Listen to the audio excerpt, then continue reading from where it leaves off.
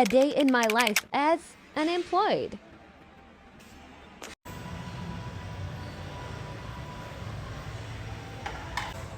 Hi guys! So for today's video, panoorin nyo akong tumulala sa gym.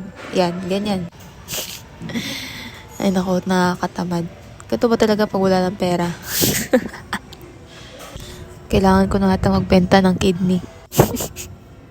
Joke lang. Putik.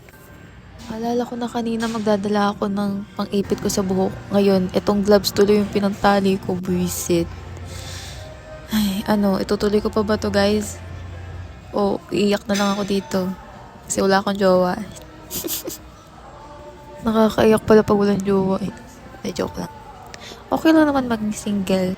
At least walang sakit sa ulo, lalo na kung sa tarantadong tao ka mapunta, no? Gabi-gabi ka mag-iisip kung niloloko ka ba o natarantado ka na eh. Swerte na lang talaga ng mga taong may matitinong partner, no? Sana all! Look guys, nitingnan ko na masama yung mga tao sa gym para walang mag-approach sa akin para isipin nila maldita ako. Joke lang. Alright, mirror check. Check ko muna yung tinanim kong glutes kung tumubo na ba. Ay, tumubo naman ng konti. Buti nga nagkaroon na yan ng laman eh. Dati talaga wala yan. As in flat. Eto, tingnan nyo. Look guys, so wala talaga akong puwet dyan. Flat. Pero ang laki ng boobs ko dun. Ngayon nawala na.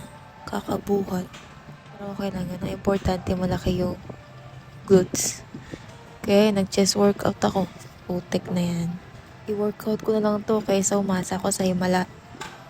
Anyways guys, at na-try ko lang ngayon mag-edit ng video. Gusto ko kasi ma-enhance pa yung editing skills ko. Charis. So yun lang guys. Thank you for watching. Bye-bye.